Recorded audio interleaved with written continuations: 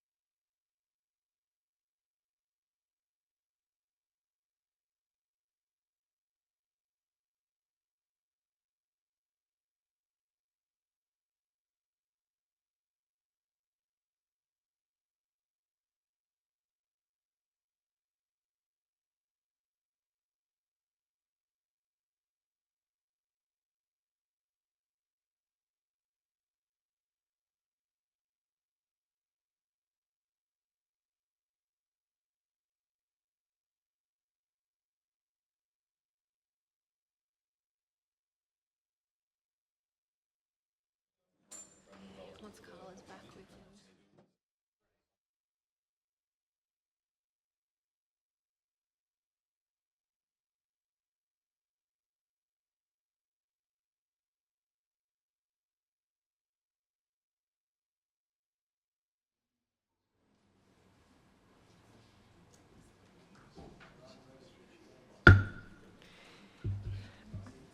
Good evening, everyone, and welcome to our Standing Committee on Health and Social Development.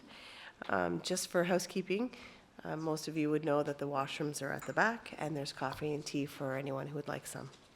I'd like to start by saying thank you to Cavendish Wellness Centre for the use of their venue. We really appreciate being able to come down here and take over the space. We'll start by introductions of our committee members. We'll ask each of our committee members to introduce themselves, and we'll start with Hilton. Hilton McLennan, I'm the MLA for District 23. Do I need to press a, no, I don't have to press a button. Corey Deagle, the MLA for District 3, Montague Kilmuir. Hal Perry, MLA for Tignish Palmer Road. Gordon McNeely, the MLA for Charlottetown West Royalty, District 14. Peter Bevan-Baker, the MLA for District 17. And Carla Bernard, MLA for District 12, Charlottetown Victoria Park. And my name is Susie Dillon, and I am the MLA for District 11, Charlottetown Belvedere. So the Standing Committee on Health and Social Development is asking this evening for the committee to hear about the community's views on programs, policies, and supports for your unhomed community. And we're looking forward to hearing what you have to tell us. Also, you should know that this meeting is audio, video recorded, as well as live streamed on our Facebook page website, and a transcript will be produced. This is a parliamentary proceeding, so language must be appropriate and respectful. If you would like to present to the committee but did not pre-register, please see Joanne at the back of our room, and she'll add you to the list. For those that are coming up to speak, please state your name for the record before you start to share your presentation. Those wanting further information provided, feel free to visit our website at www.assembly.pe.ca or contact the committee clerk directly, shlilly@assembly.pe.ca. I'd also like to thank everyone that has made tonight's committee meeting possible.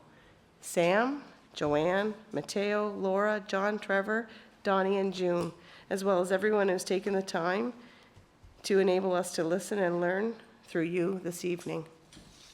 So, I guess we'll start with, can I get a motion to adopt the agenda? Thank you, Peter. So we'll jump right into the presentations, and our first presenter this evening is Mike Redman. So we'll ask him to come forward, state his name, and proceed.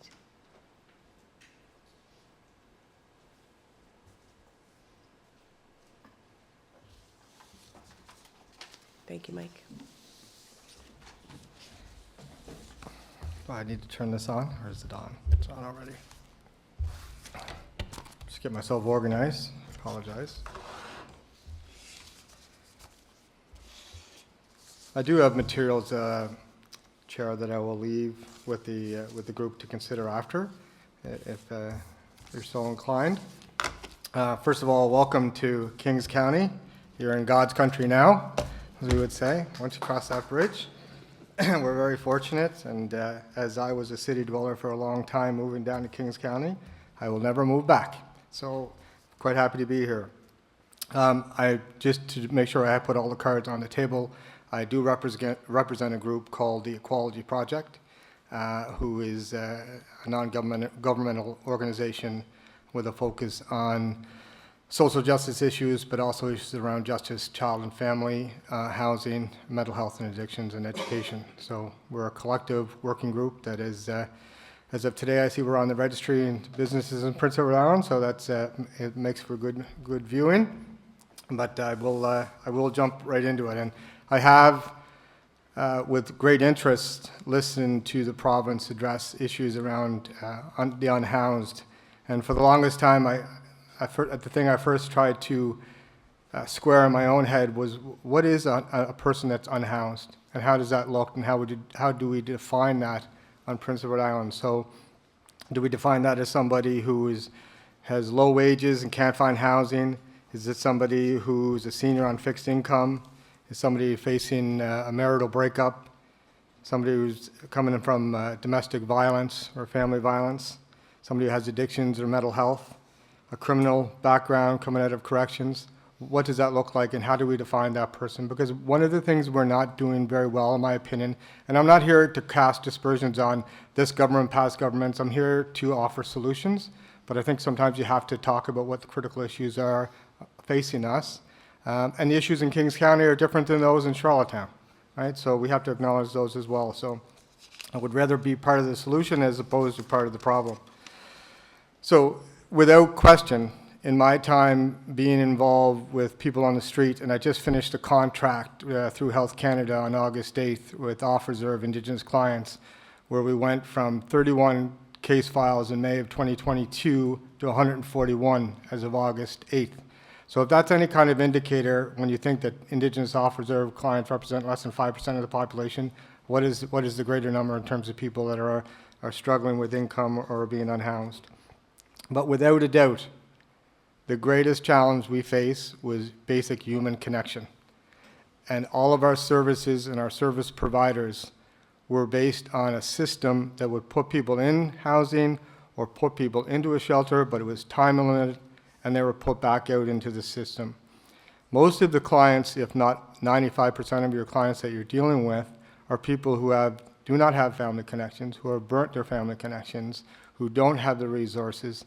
Quite often what we've started to do, and we recognize this, is we're driving people to a centralized location, albeit Weymouth Street in Charlottetown.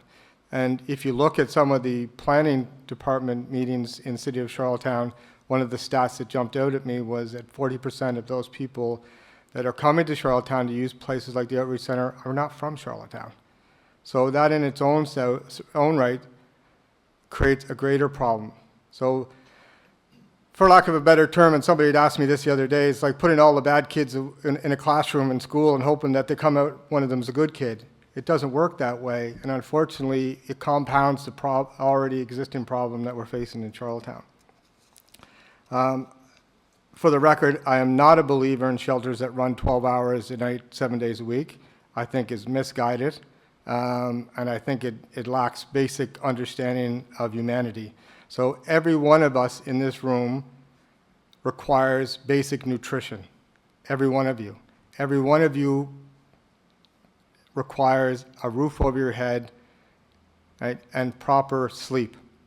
When you're in a shelter for 12 hours, you're getting neither.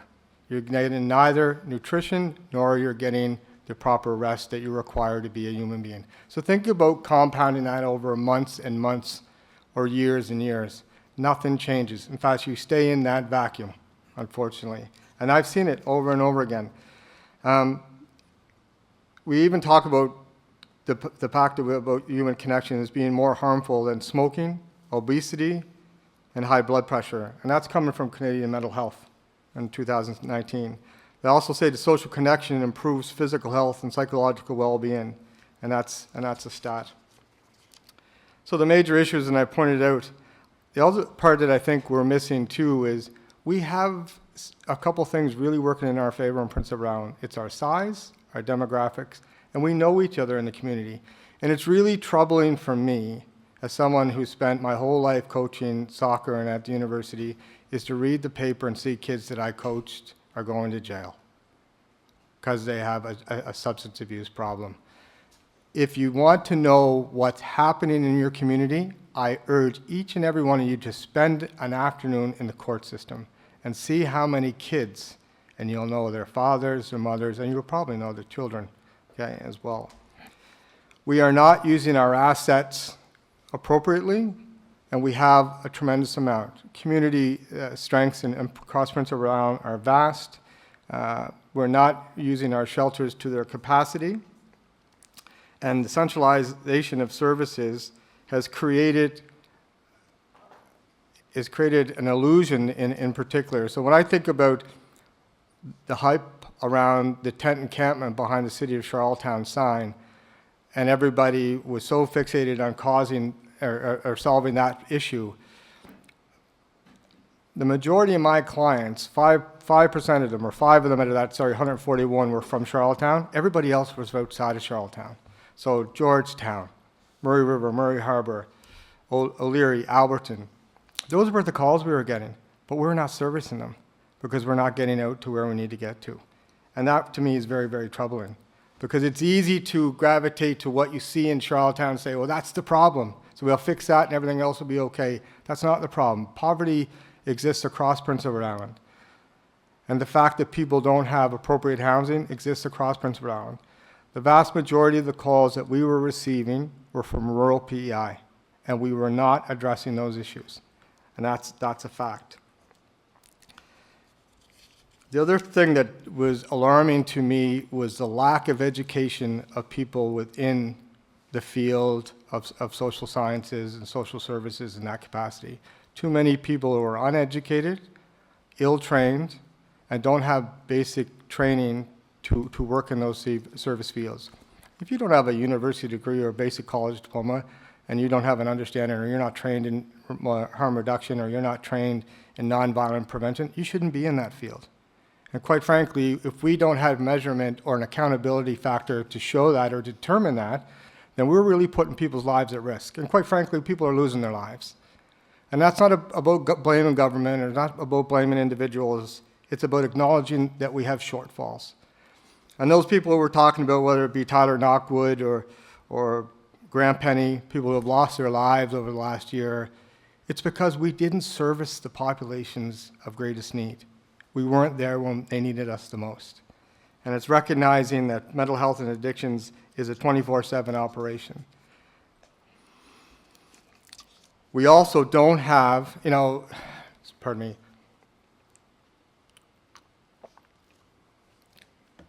I'm actually surprised that we're having conversations around an OPS site when we don't have a basic understanding of harm reduction and PEI. To me, it's a leap too far. If you cannot qualify what harm reduction looks like, and you don't have a way to make sure that harm reduction is the same across the boards, whether the government runs the agency or it's a not-for-profit, we have to have a certain standard of which to live by. If those standards are not being met, those organizations shouldn't be running those facilities. It's plain and simple. It's no different than running the seniors. We should have an expectation of what a service looks like. If somebody's going to a shelter and being turned away because they're drinking, that's wrong. It's just fundamentally wrong. Right? We need to find a way to address that. So we need a standard. I know people are being turned away left, right, and center across Prince Edward Island in these shelters. That's not correct. That's not harm reduction. Addressing the issues at the fundamental root is understanding that the people come to your door, 99% of them have an addictions issue, and you have to address it from the front doors. So I'm not against an OPS site, not at all, but I think you have to walk before you can run. And I think we're trying to react to what's the public opinion as opposed to addressing the fundamental pathways. And I had a great conversation. I sit on the, Carl will be happy with this, I sit on the Home and School of Birchwood. Well, it's my family school, right? And it's a school I went to as well. So instead of being someone that complains, you become part of the solution as part of the problem. But I ran into a physician at the soccer field, and she says, we do not have a coherent response to mental health and addictions in Prince Edward Island. Everything is a reaction. And I thought, that pretty much brought it home for me. And again, this is not about me causing disparaging or making disparaging remarks about government. This is about me acknowledging we have a problem, we have a crisis on our hands. And to be fair, and kudos to all of you, you're bringing it to the community. So you're asking the community to weigh in on these individual structures or situations and how does it look. And I have this in my backpack, and I want to use this example. There's an individual that I was called by one of the legal firms, McGinnis Cooper. Could you do some background history on this young man? And this young man was facing a federal time. He committed several very, very serious acts. He had spent 20 years of his 40 years of his life in prison. So it's a lot. I went to visit him a few times, talked to the family, got a better understanding. And in the absence of doing a GLADU report, which I'm not trained to do either, we did do a basic snapshot of his history. He was sexually abused as a child, raped by his family, physical abuse. He has all kind of underlying disabilities. And in the report from one of the physicians, as Judge Lance read in the court, this individual, 44, I believe he is now, and he gets out in March 2024. And he's a driving force when I think I've had enough of dealing with this. He's the person that reminds me we have to do better. 44 years old, he has the cognitive ability of a 4-year-old. So we're putting that man out on the street, a lot of times at the outreach center in Weymouth Street, and saying he's going to make a change in his life. It's impossible. It's not possible. He needs to be in a supportive housing structure. In fact, I'll be honest with you, I've had him out on my farm working. No problem. Have a nice meal, good hard worker, but I have to take him back to Charlottetown because he has nowhere to go. And that is an example that I don't mind sharing with you, that it's over 30% of incarcerated people that leave corrections tomorrow have some type of mental disability. So are we really setting them up for success, or are we setting them up for failure? So that case reminds me every day of why we do what we do. Again, I come back to to define things, to define what harm reduction looks like, to define what an unhoused individual looks like. I'd also like to see the narrative around what exactly does case management looks like. And I've yet to see any organization define that across all terms. And that's concerning too, because it makes me think like we're not doing the same across the board and we don't have a certain standard. And that's troublesome. So what I would do is provide some of what I would say is my recommendations. And I think they're very attainable. You have to service people in their own community. We have to do a better job. It's fundamentally important that we ensure that people have services in their own community. Now, I've said this to anybody that'll listen. There's a great example of what I think is imperative to Prince Edward Island. It's called accompaniment. And if you look at somebody and you want a guiding principle, Dr. Paul Farmer, who unfortunately passed away, he was a Harvard doctor. He worked in Haiti. He worked in Rwanda. He talked about healthcare in the States and across the globe as a failure of imagination. And this is where you have to fundamentally look at our system and say, can we do something differently? Can we do something better? But don't be afraid to fail, because we'll just fail a little bit less the next time. And we'll get to where we need to be if we're not afraid to use our imagination. But what I liked about his method or approach to healthcare was the same thing that we could do, is We can stay with a person for 2 years, 2 days, 2 months, maybe a lifetime, but we have to accept that that's the rationale. Because some people will need us for a lifetime, and we have to be okay with that as a society, because we don't have any other choices. We need to make sure that we have supporting housing for individuals with high needs. Connection means knowing your clients. And I say that connection means knowing your clients. I can't tell you how many times I've seen somebody put somebody in a housing situation where you know it was going to fail. One of the last times I can remember, we set up an opportunity for a young woman to go to Mount Herbert to get the psychologist and psychiatric help that she required. They didn't follow our instructions. Instead, they sent the woman into a housing opportunity. 6 months later, $16,000 in damage later. She's out on the street. We've lost a relationship, and we now have a housing unit that's out of stock.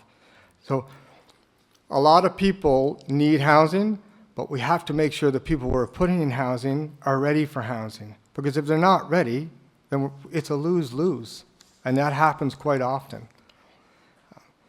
My daughter came home from school, and then she attends Birchwood. I said, what's the number one issue in school? Do you need soccer balls? She goes, no, we need to feel safe in our school. When kids are telling you they don't feel safe, they're not safe.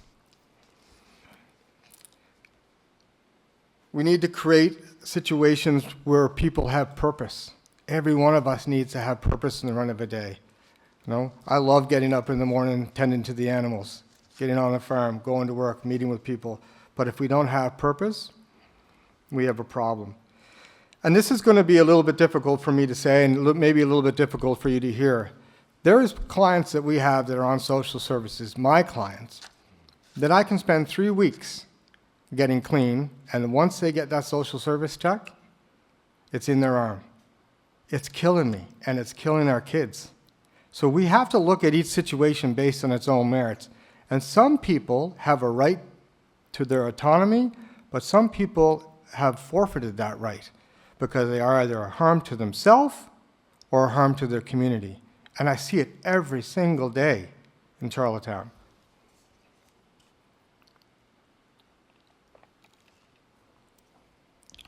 And that's not an unkind statement. That's the reality of drug addictions. We're not dealing with alcohol anymore. We're dealing with crystal meth.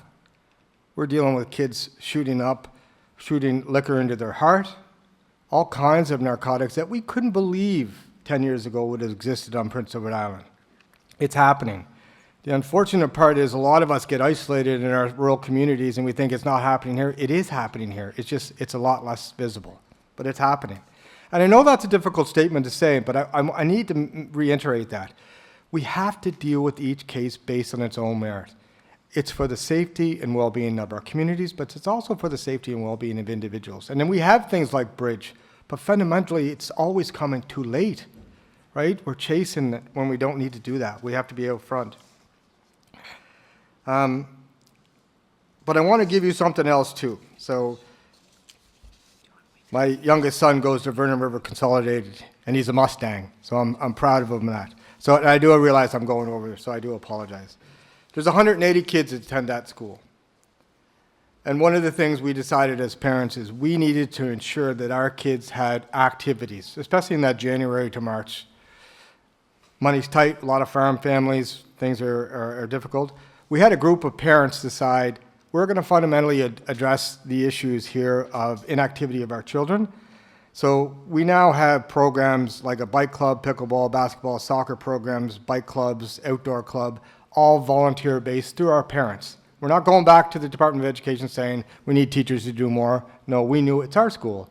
These are our kids. It's our community. Let's step up and be part of it. And it's all by donation. And the best part of the donation is it goes back to home and school.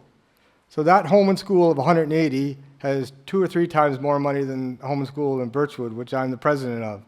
But it tells me that small things in small communities can be big things in bigger communities if we just have the imagination.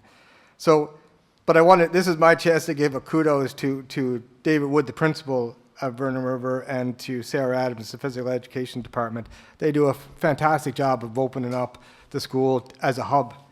And I want to say to you, this last Tuesday, and Thursday, was the first time we had a soccer game in a junior high in 20 years.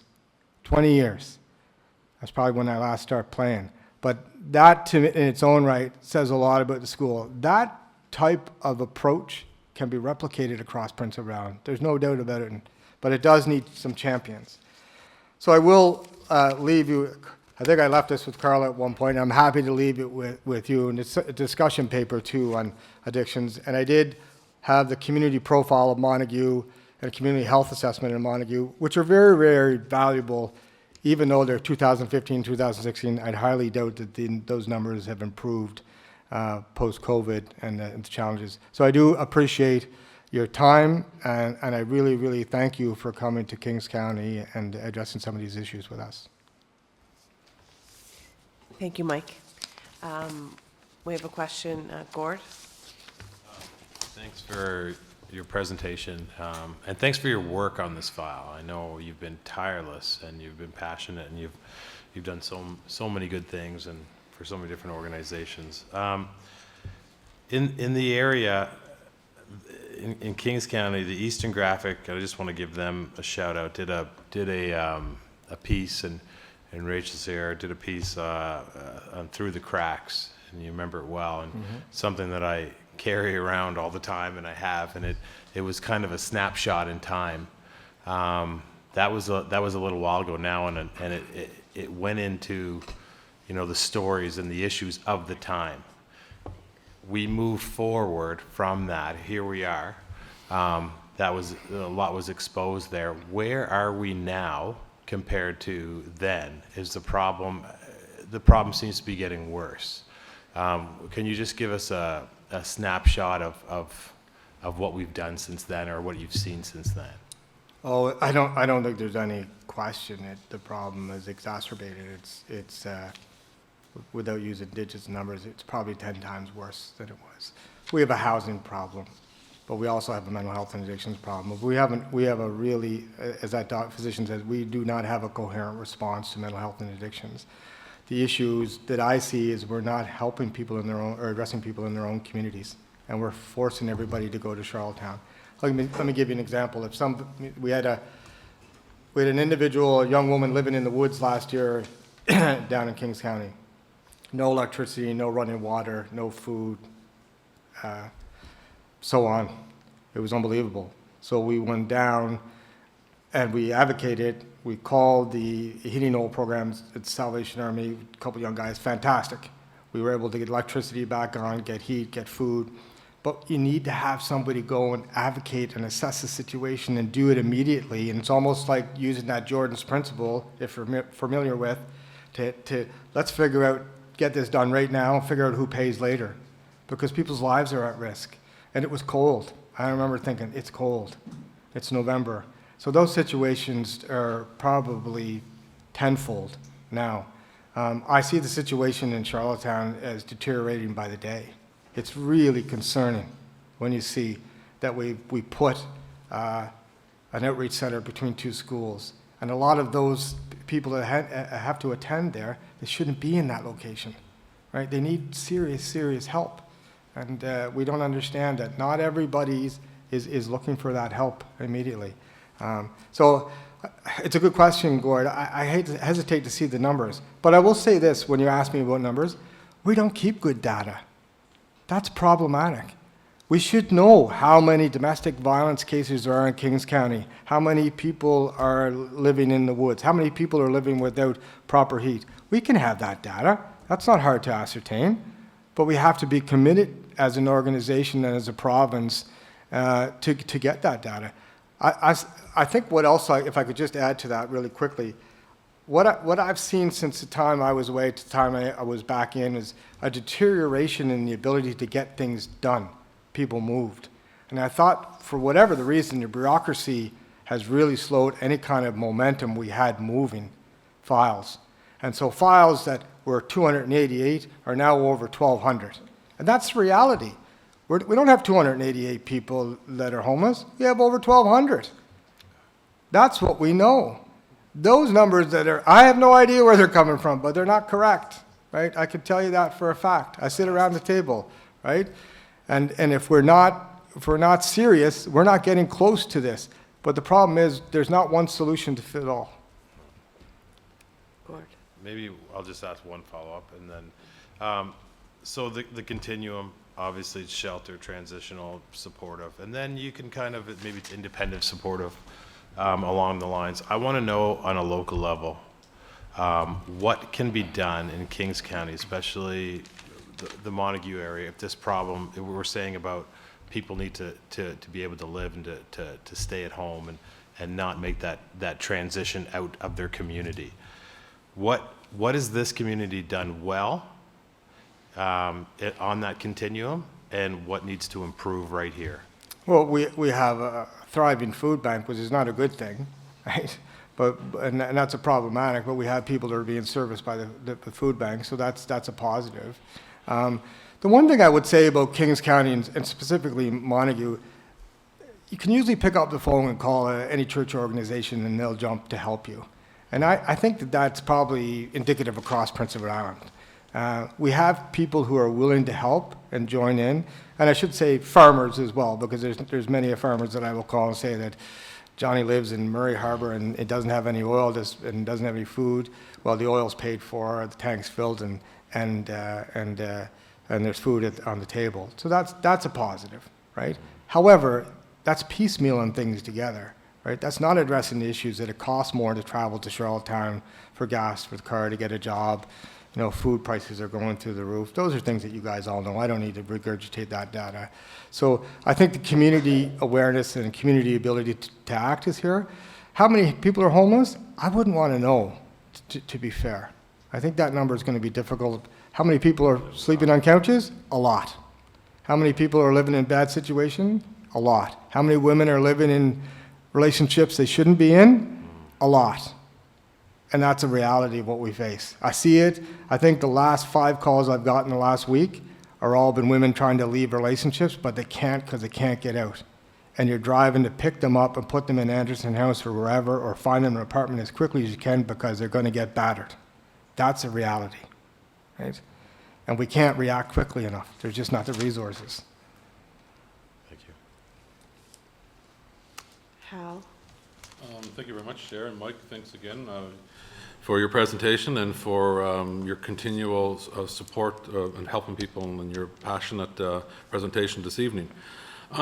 There is a huge difference with homelessness between the urban and rural settings, and you touched a bit on that. And a lot of times in the rural homelessness goes unnoticed because many of them don't want to identify as homeless, or there's couch surfing, they live in their car, and even homeless individuals can be working individuals too. You know, they just don't have the adequate or stable housing requirements. You mentioned that many of your calls, if not, I think you said most of your calls recently have been from the rural areas, and that their needs are not being addressed. Could you just expand on that a little bit? Well, I think a lot of people who maybe say they had a job in Charlottetown can't afford to drive with the gas prices at $1.73 or whatever have you. And gas prices have gone through the roof. You know, the price of just being able to live, electricity costs, you know, the heating oil, firewood, those type of things are really, really hard to live with, especially when it's a cold winter. And we went through a spell, and I'll give you an example, and because Steve Myers is my MLA. I called him last year. We had a gentleman who didn't have running water for 2 weeks. I said, Stephen, we got to do something. He goes, well, go get a plumber down there and send me the bill. So there is that ability to work it out, but those situations are rampant. Here, the other thing I would say to that, Hal, if you would indulge me, is a lot of these folks that need our help and support, they may not have the internet. They don't have cell phones. They're not computer literate, right? So when you knock on their door, they don't have, I can remember taking a couple people from social services to meet this fellow in the woods. It wasn't the greatest of living conditions, but that was his home. And I said, you're going to have to just understand, no, we'll get him into housing in Charlottetown. I said, he's a big man, and I wouldn't say that twice, because he's not going into Charlottetown, because he doesn't want to live in Charlottetown. He's not from Charlottetown. He wants firewood, a roof over his head, and his eyeglasses. That's what I said. If you can do that, we got her made in the shade. That's the type of thing. So we're not addressing basic needs, and all those needs are different, right? We realize that. Some of the people are making choices of putting gas in their car or paying for medications. That's the reality. There's a lot of seniors that have their children living with them. There's a lot of seniors that had to have kids who have special needs. They could be autistic that have to live with them, and they're aging. So my concern would be there is, so what happens when mom and dad aren't there and this child has been there? And who's going to look after them then? And that situation you see all the time. Right? And to be fair, COVID's had a huge strain on our young people. And coming out the other end, we're seeing things that are unbelievably sad. Just a supplementary to that, Chair. Go ahead, Al. In addressing basic needs, you talked earlier about individuals not being serviced properly in their own community. So you kind of, again, just touched on that now, what is required to help someone in this particular area. But how would you see that happen? How would you see that play out if people could be serviced in their own communities? I'll use Corey because we have a relationship and we talk. So if Corey has a call to his office, and he might have somebody in downtown Montague, we should be able to go in that door, knock on that door, do an assessment. Maybe it's food, maybe they missed a check, maybe the husband or wife's contract is ended, right? So the money is tight, right? What's the basic needs and where's the shortfall? Maybe their son got in trouble with the law, doesn't understand the justice system, doesn't understand probation services. Maybe there's a mental health issue. Maybe we can get some supports through mental health addictions. Maybe we can make that call to social services. It's that navigation piece that's really difficult. And if you don't know it, I look at the helping tree and I call it the non-helping tree because I look at it and it confuses me. I can't imagine if you're somebody with a low literacy rate trying to look at that and thinking, where am I going to get my help and support, right? You need someone, and the other part of that, Hal, is, and this was I saw was problematic around case management in the provinces, people, it was like deck chairs on the Titanic. People were leaving positions left, right, and center. It was never the same person. So the continuity of care and approach is not there. So if you're not have a connection, if I don't have a connection with Peter and then I leave the next week and somebody else comes in, he doesn't have any trust because he doesn't know the person across from him anymore. And that happens far too often. And I don't know what the cause is, whether they're not making enough money. I don't know what it is. I really don't. That's a bigger question. But we don't have a continuity of care and connection that we can count on. And if we're not counting on that, what is that person across from us who's desperately in need, is going to pour out their heart? What's going to happen 2 weeks later? They're going to have to do the same thing all over again to someone new. They don't want to do that, right? Honestly, they don't want to go through that process again. Thanks. Thanks, Chair. Corey? Honorable Corey? Thank you. Thanks, Chair. And thanks, Mike. There it goes. I think you had given me the similar, maybe the exact same presentation a few months ago or something similar. And, but I just want to ask, you had said that you don't necessarily support a 12-hour shelter or so are you saying that we should be going and assessing these individuals 24 hours? I can't, you can correct me. To answer your question, I don't agree with 12 hours because I think you fail to make what's the most important is a human connection. And when you have somebody 24/7, you have the greatest opportunity to make a connection. When you have them 12 hours and you're putting them on the street at 8 o'clock in the morning and back in, I don't do that to my farm animals, right? They stay on the farm because they're part of my family. So if you put a person in a shelter who doesn't have a mom and dad, doesn't have family connections, who doesn't know, he knows, or you say, by the way, you're going to be here for 30 days, I could tell you what, at day 27, their anxiety and their mental health has gone through the roof. And they're quite often, they do something out of character or something because they're desperate, right? And they're scared and they have no one to turn to. And that's the problem. We don't create that human connection. And that's not anybody's fault. I'm not sure why that happened or why, but it's okay to say, hey, it's not working. Because if you look at the numbers in 2019 and you look at the numbers in 2023, I think it speaks for itself. So you're saying we need to make sorry, Chair, the human connection 100%. and go out and assess these individuals or make that connection and help them one-on-one? Is that? Well, that, in my opinion, yes. But I'm not going to tell Surrey what they need or Montague what they need as an individual. You guys have your own community. What I would like to see, I would like to see a working farm for men coming out of corrections with mental health issues, who have mental disabilities, who have nowhere to go. Stop dumping them on the streets of Charlottetown and hoping for the best. Do the same thing with women up west. Create a social enterprise. We don't have enough beef cattle going to Borden. We can raise cattle, right? I can raise chickens. Somebody can teach me how to raise cattle. So people need purpose. So look at our fundamental over approach. What can we do differently? Because we're small and we have the ability to do something. So yes, assessing situations. The assessment part, if I would, Corey, I would say this. It's a prevention tool. So I'm waiting for Johnny or Susie, who's in high school or junior high or senior high, to become on the street, because there's a kid I seen in court. I know his mom and dad. I knew his grandfather, played soccer with his uncle. He's on the streets of Charlottetown. He's in his early 20s. And in my head, I'm always saying, how did he get here? How did it get to this situation? Now he's facing some very serious charges. And he's just a young man with what I thought was a very bright future. He was a very intelligent young man too, but addictions and mental health. Chair. Go ahead, Honorable Deagle. Thank you, Chair. I think when we met a few months ago, you had made the you said the percent of incarcerated people. Oh, it's the over common 30. denominator is that. That's over 30%. Is that they're released with a mental disability, and this individual I told you about, and that's, you could get those figures and the correct data from the John Howard Society across the country. It's that high. And to me, what the shocking piece of all of that was how many of those individuals who come out of corrections are undiagnosed.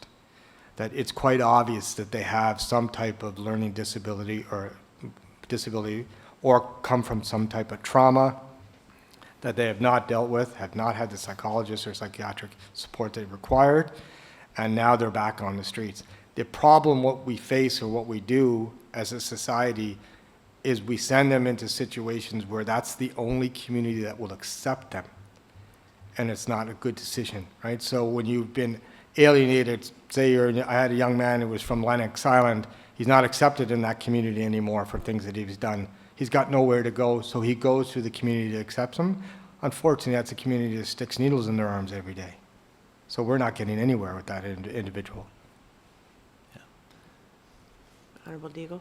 And so, and I know that these are issues because I had an individual. This would be about a month ago now. He calls me and he's desperate.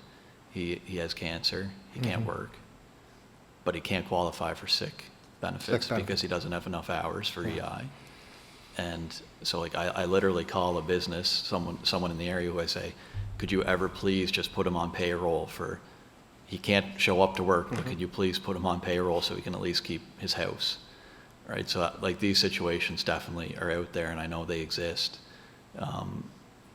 So I don't know what and the other thing too is you touched on sports and the home and school in Vernon River, and I won't try and go on too long, but also in your presentation we had met, you had said that also one of I think the most common denominator of those that are incarcerated is they had never played an organized sport. Was that? I would be stealing a Corey Deagle comment if I took that from you tonight, but I'll borrow it if you like, right? But yes, you're absolutely right. Look, I grew up in a very poor neighborhood. We all didn't know we were poor because we didn't have anything. But I tell you what we did have. We had community. We had sport. We played every day, and we had food on the table. But we didn't understand that, you know what, maybe we didn't have as much as everybody else.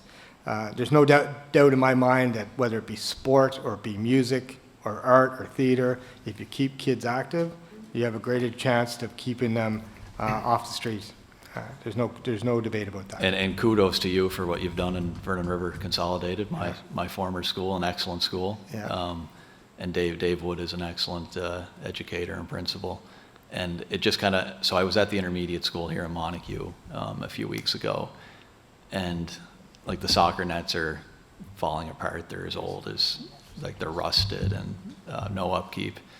And they literally, like, the kids are just using a green space across from the front entrance, which is like where a bunch of homes used to be. They just tore them down, and it's just kind of flattened over. And they said, we'd love to have a basketball court. And I'm like, why is it so difficult to put a basketball court at a school or a ball hockey court? So I said, you know what? We're not even going to deal with the public schools branch. We're just going to, let's get it done. We can work with my department in sport, rural development, parks.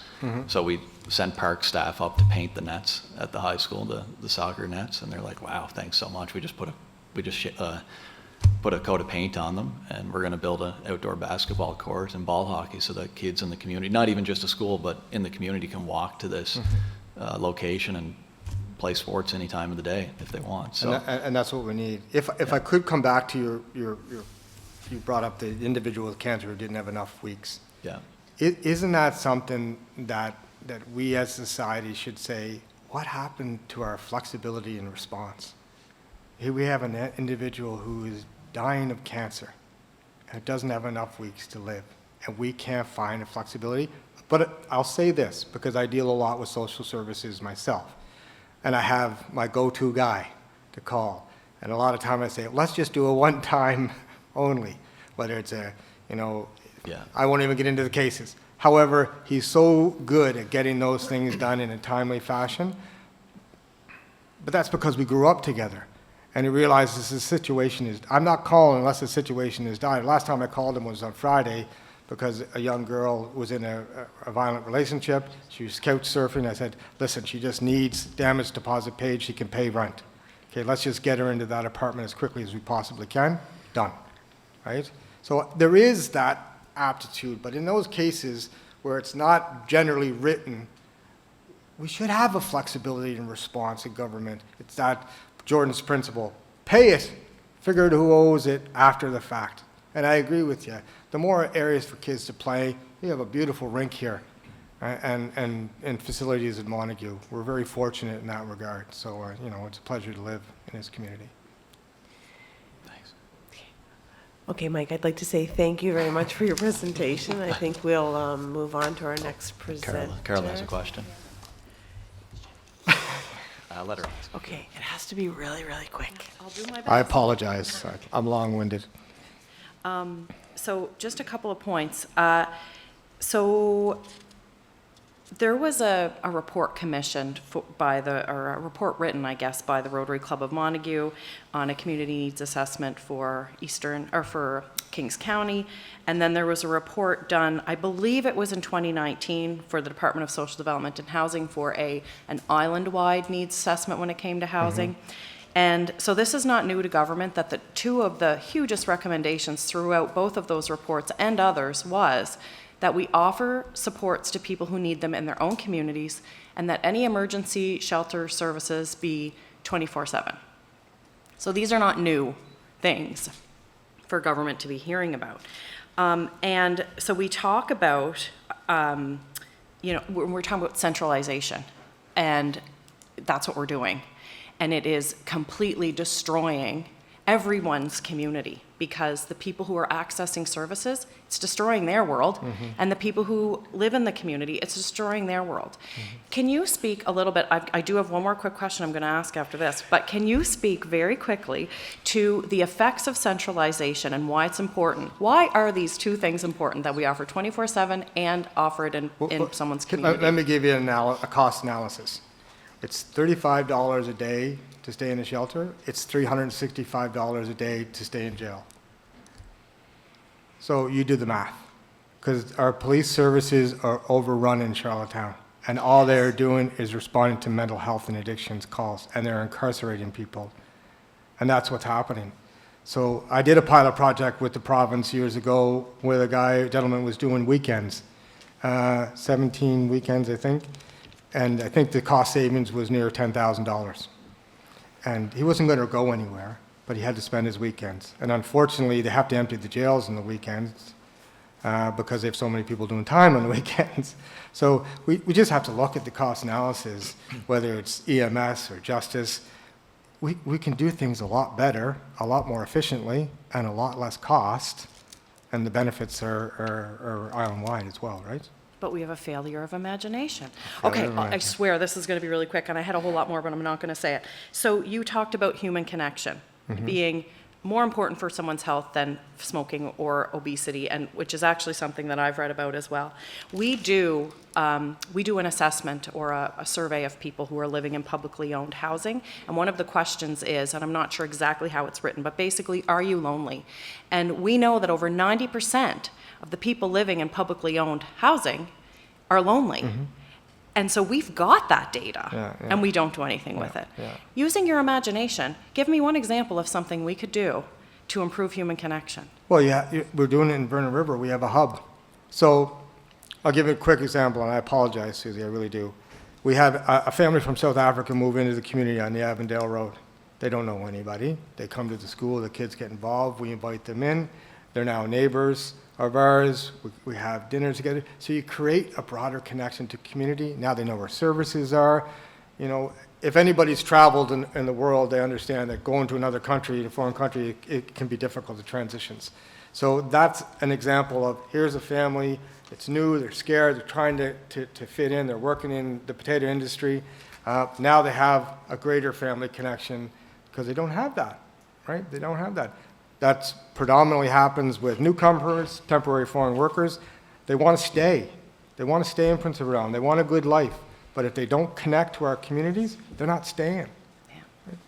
Thank you, Mike. You're welcome. I apologize. Thank you. Thank you. Okay, thank you, Mike. And if you want to give your information to Sam, she'll be sure to distribute to anyone who would like your presentation. Okay, so we're going to move on, and I'm going to ask Anne Van Dunkersgood to come up to the mic, please. Very good.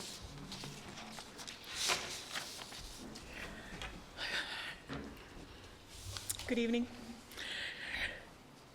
I appreciate the opportunity to speak. I'd just like to say, to start out by saying that I am a counselor for the town of Three Rivers, and I'm not here in that capacity. And I am very active in my church community, Montague Bible Fellowship, and we do a lot in the community, but I'm not here in that capacity. I'm here as Anne. And I've tend to ramble, so I've written a few notes, and I won't take as long. I am not looking at this in the same way that Mike has, and I appreciate what he just had to say, but I'm looking at this differently, and I just have a few simple suggestions, so if you'd allow me. In our own quiet way, my husband and I have been caring for the unhoused for nearly 40 years. We rented the spare rooms in our apartment when living in Ontario as newlyweds, and we've opened our home on numerous occasions to those who have nowhere to call home. We volunteered hundreds of hours with Habitat for Humanity, and I've advocated for building houses where others were opposed. I have not just seen the issues, but I have done what I can to help and feel that gives me the right to make a few suggestions. So I really have just 3 points, and they're all just small, but they're all about housing. And the first is the issue of the turnaround time for the seniors' housing units across the province. So when a housing unit becomes vacant, how long does it take before somebody else can go in them? Several years ago, I was trying to assist a person find a place in a seniors' housing area in Montague, and I was told there was nothing available. So temporarily, I got her a place across the road at my sister's house for 6 months. A quick conversation with people living in the seniors' units, we found that there were 6 empty at the time in this area, and one of them had been for over 5 months. The reason given for the time frame was that upgrades were needed, and there was no money in the budget to do them, and no one was available for government to do the work. When I asked what the upgrades were, it was things like new lighting and flooring. The ones in place were outdated. I suggest to you that leaving a rental empty for 5 months because someone decided that they needed an upgrade while there's a senior without a home is a very poor decision. A rethink of how quickly these units are made available when they become vacant should be reconsidered. I am certain in the private sector, a unit that would not be left vacant for that amount of time. Just as a by the way to that, we recently assisted slightly with a family that moved into a unit, and when they moved out of the home they were in, a family who was homeless took over their home. So, you know, there is that continuum of opening homes if somebody who doesn't need their home anymore has somewhere to go. The second issue is the occupancy of the subsidized provincial housing units. If you have a family move into a 3 or a 4-bedroom unit, that makes good sense. But as children move on, it's not good policy to leave a couple or a single person in a multi-bedroom unit. It's not good management to leave a single person in a multi-bedroom unit when there are families that need a home. I don't know how widespread this is, but I do know that this past summer, we were trying to help a family find a home. Ed and I had 4 teenagers live with us for a month because they were homeless. There was no support for them, and there was nowhere for them to be. I did become aware of situations through that experience where there are single people who for years have been living in multi-unit provincial housing where these people could have lived. This family has been assisted by the provincial government with a rent subsidy, and they're living in a very poor quality rental with 2 bedrooms for 1 adult and 4 teenagers. And again, there are units that could have helped. Before I go on to my third point, I just want to say that I still think that there is an area of silos in the provincial government. So in 2014, when my 3-year-old daughter was dying and Ed and I could not afford her medication, I went to the social assistance in Montague and I asked if we could have some help with her medications. So I was told I had to do a pre-assessment. So in the course of the pre-assessment, we were told that it came out that Ed and I owned a home. We had a mortgage on it, but we owned our own home. And I was told that because we owned our own home, we did not qualify for assistance, that we had equity in our house and we were to sell our house.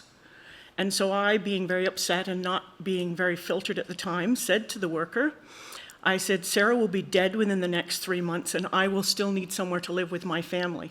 And she said, that is not my concern. And I said, look, if we go into hospital, she can stay in hospital paying, $950 a day in the peds ward. They will cover her meds. I said, we're not having her in the peds ward. We're keeping her at home. And so, this is a pittance of what you would be paying to help us with it varied between $1,200 and $1,500 a month those last few months for her meds. And the woman said, well, what are you coming to me for? You have an option, just leave her in hospital.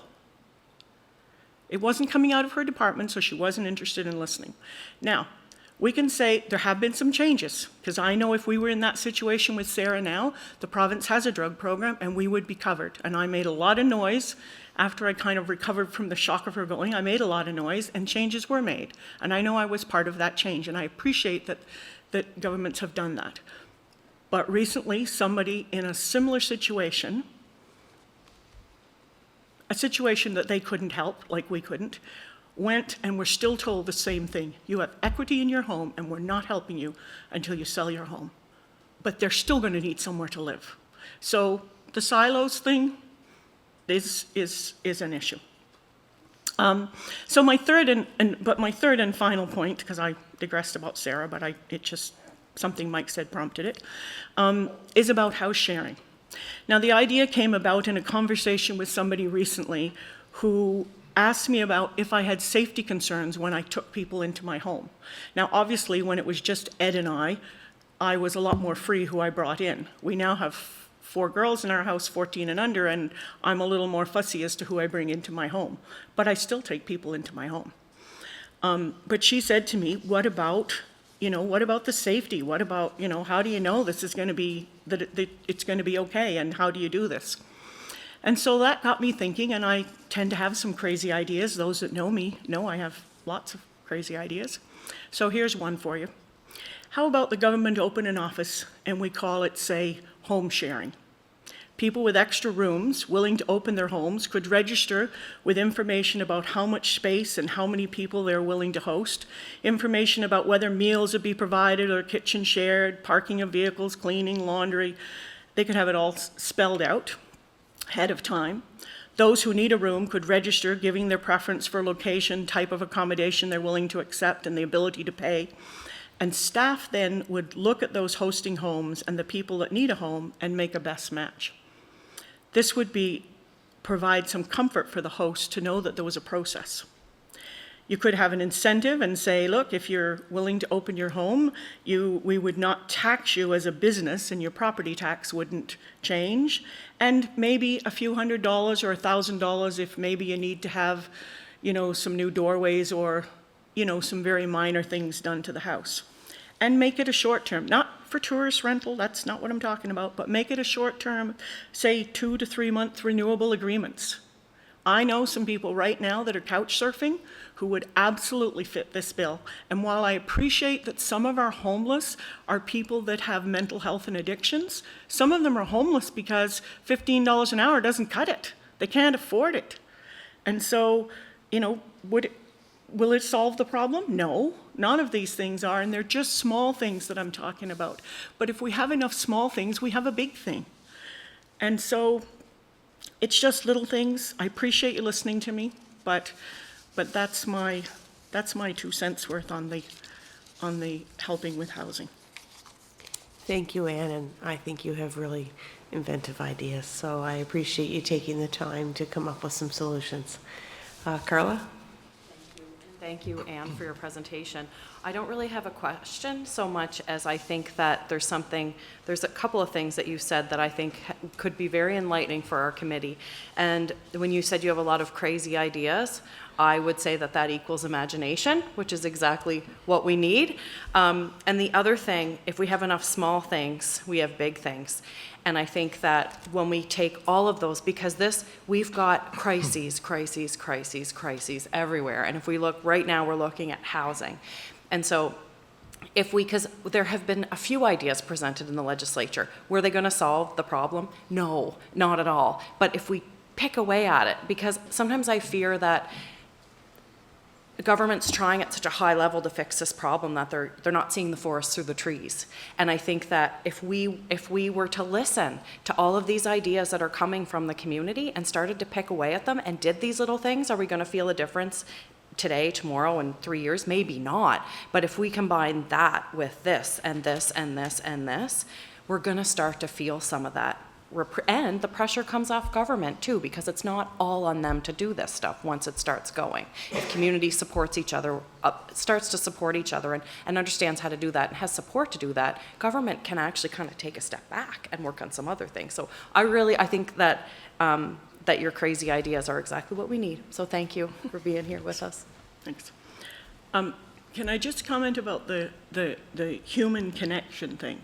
So human connection is so important. At our little church, we host a free community meal, and we host once a week for about 8 months of the year. But we also host what we call coffee and conversation. And so it's just simply an hour and a half of come and hang out and have a coffee and whatever. So we started again for the winter season. We started again last week. And this woman who I hadn't seen for 4 months bounced in the door at 5 to 10 and said, "Are my biscuits ready? This is the only place where I get loved and I don't have to pay for it."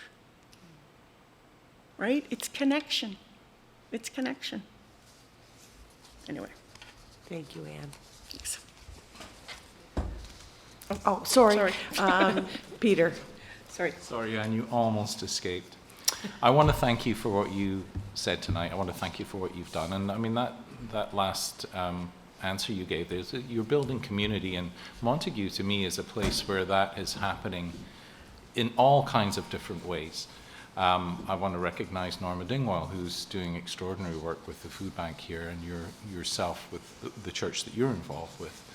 And the fact that we have 2 breweries here, I mean, that might seem like an odd connection, but those are places where people gather and they talk and they connect to each other.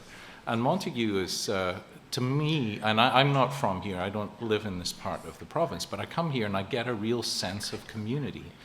And my question to you, Anne, is you're building community, but we know, because of the increase in population and the housing shortage that we have already, that we're going to have to build houses. We're going to have to do that. I know you said you're not here with your councillor hat on tonight, but there's been much talk about how we develop in a healthy way, in a sustainable way, to actually enhance the communities that we have, and I won't go into the details of that. But one of the fundamentals of that is to increase density within communities. And I'm wondering whether your sense of your council, and again, I realize you're here as an individual, Anne, but is there much talk here regarding what kind of housing we need, how we need to develop, where we need to develop in order to enhance this sense of community rather than continue with this sort of sprawl outside of centres, which is such a destructive thing on so many levels? So I'm not going to speak on behalf of council, but as a member of council, and as a member of planning board, my sense is that we're very open to a more dense, to building more densely, and to having a, to sort of to build, where there's in the centers and certainly to be open to, to apartments and to more density. That's certainly my sense. I represent the Three Rivers Council on the Shape Stratford project, and one of the things they've talked about is density. And if you haven't had a chance to look at the Shape Stratford website, it's a very fascinating thing. They've just uploaded a interactive game where you can go in and you can take your 11 point whatever it is acres and decide how you're going to develop it and what the cost of development is and how many homes you get in the end. And it certainly shows that you get more homes out of more housing units out of building apartments and at a lower development cost than you do it by building individual homes. But it's certainly worth looking at. But yes, we're open for development. Thanks, Anne. Thanks. Thank you, Chair. Hilton? Yes, I'd like to thank you, Anne. And no, your ideas aren't crazy. It's kind of like Carly said, it takes, we build on this. We build on your ideas.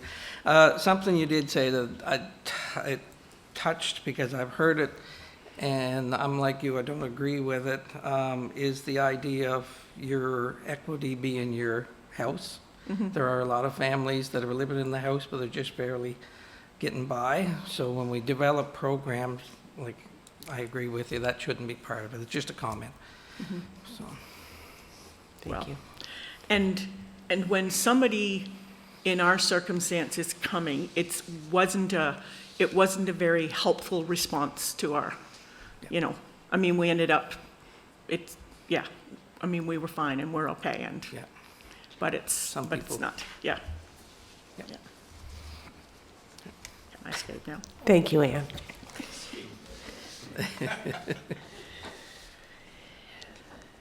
So our next speaker is Laverne McGinnis. So we'll ask her to come forward. Not here? She's not here. Okay. So Janice McBath. Thank you, Janice.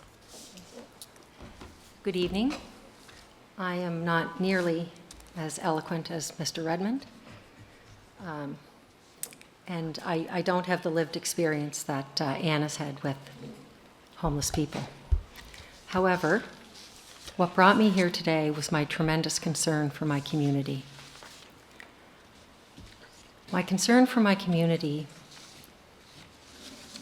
that is a senior-friendly community and has a consolidated school, intermediate school, and high school with feeder communities coming into the area. So we're very senior-friendly, and we have a lot of kids on our streets, and that makes me really happy. When the conversation about a homeless shelter started in Montague, I was open to the idea. When I realized what was happening with the outreach center in Charlottetown, it made me really scared. And that is why I'm here tonight, to speak with you. I'm scared. This is where I grew up. This is where all my connections are. I'm involved in my community. My kids have been involved in my community, my family. And I'm scared. I'm scared because I realized after the meeting in Charlottetown about the outreach center what the community was living with. They were living in fear. They were living with violence. A child was hit over the head on his bike, and his bike was stolen. A woman was beaten up by Ken's Corner. There's a website online that really shook me up, and it's called The Real North of Houston. So I'm here tonight, I guess in a way too, to echo Mr. Redmond's comments. We do not have the ability to house people in this community at this time. The reasons we don't have this are simple. We have an RCMP service out here that has approximately, I think, about 24 members. We do not have a city police force. I believe the city police force has about 75 members. So if we have 24, and there's 2 members on shift, and potentially there's a call at a homeless shelter because of maybe somebody that came in, like Mike said, that could be drinking. And I'm a woman in that shelter, and I'm not safe. The RCMP are there. But we only have 2. And the RCMP in Three Rivers service a very big demographic area. I believe we go to Belfast or thereabouts, Beach Point, Georgetown, Cardigan, and probably halfway to Surrey. So we don't have a police force to help us in the event there are events. We also do not have an emergency room that's open in the evenings or on weekends, and we were just notified that that will not be open again until possibly February. We have a shortage of doctors, nurses, medical practitioners, service providers here. And my fear, like in Charlottetown, what's happening now is there is a tremendous amount of people that are homeless, and there's a lot of them that are addicted. How do we cope with that when we don't have the police service and we don't have the medical care to provide for them? We've just written a death notice because we don't have an ER open, and if we don't have ambulance services that may be at Cherry Valley parked, they might be at Cherry Valley, they could be at Pools Corner, they could be in Montague. Somebody just died because we don't have the services to provide for them. I really want, if this committee can consider what Mr. Redmond said. I'm a firm believer that everyone should have a chance in this life. I'm a firm believer that anyone that wants help can get help. I know in my own family, we have dealt with addiction. And there are times when people don't want to get help. And there are times when you have to let that person not get help.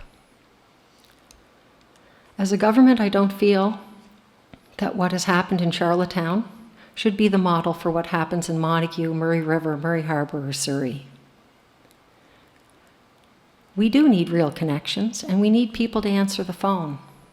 We need people to talk to people, and we need supports in place before we erect a building in this community to house people without, like Mr. Redmond said, the people that are educated to deal with people like that need help, that need services, that can counsel people. Certainly not me, and lots of people don't have those skills. We need people that are skilled. There are a couple of solutions, I guess, and I'll echo Mr. Redmond's. We do need supportive housing for people, whether it be a broader addiction center or some sort of area, like he mentioned. I think there is a farm here on PEI right now that's helping people with addictions. And I think it might be faith-based, I'm not sure, but regardless, whatever gets you through. I am not in support either of seeing needles in school playgrounds. I don't want to see that. And it really bothers me to know. I appreciate why we give out needles. I understand why, and it's a good thing to not spread disease. But my goodness, we can't just give them out and not have a plan to pick them up. That's really scary for people in Charlottetown right now. And while I understand why we want to deal with our own community and our own people, please do not bring an outreach center with this model to our community, because you will kill our community. Our kids are able to walk to school right now, event-free. Our seniors are able to live in their homes without getting their screens cut. These are people that have paid taxes in our communities their entire lives. We pay taxes for our kids to go to school. I'm 100% in support of community-driven initiatives to support people in our community. But the right people and the right services and the right infrastructure has to be in place to help the homeless people and the people that are addicted. If we continue to look at the outreach center in Charlottetown as a go-to model, we're going to end up like Vancouver. Let's not do that. We are small enough to help people in our community. There's two things I just want to mention, and I just want you all to understand. I work in this community, I live in this community. I'm in 2,800 people's homes in this community. I service from here, Flat River, Beach Point, Georgetown, Montague, Brudenell. I talk to everyone. I hear what people are saying. I know the problems out there. They're real, but we don't have real solutions for them right now. It's your job to bring the real solutions. It really is. And I have a couple. Anne mentioned about house sharing. My son Cody, he lives in Halifax, and he was living with 4 other guys and on a sublet. He found a website called HappyPad, and it's for people to share homes. Cody got a room in Halifax for $850 a month with a really nice couple. It's called HappyPad. So it's not like Airbnb. It's for home sharing. So I don't know if that would be if it's government-led or if it's just a business-type structure, but I think that's something that we could really look at on PEI. The other thing with my son dealing with HappyPad, I decided that I was going to open up my home as well. So I renovated my walkout basement. My one son still lives there. He works as a carpenter here in Montague, and so he's still in one bedroom. I have a son that comes home, Cody. But my other bedroom I'm renting out. I made a small kitchen. I did a stand-up washer and dryer. So the electricians, the plumbers, the work, it's probably going to cost, well, when I get all the bills, it'll be about $7,500. It would be really nice. So I have a pharmacist living with me right now. She's lovely. She's 30 years old. She's from Edmonton, originally from Egypt. She's super. And I am so blessed to have her in my home. But what would be really nice from a provincial level, tax-wise, is if you gave me a little bit break in my taxes for doing that.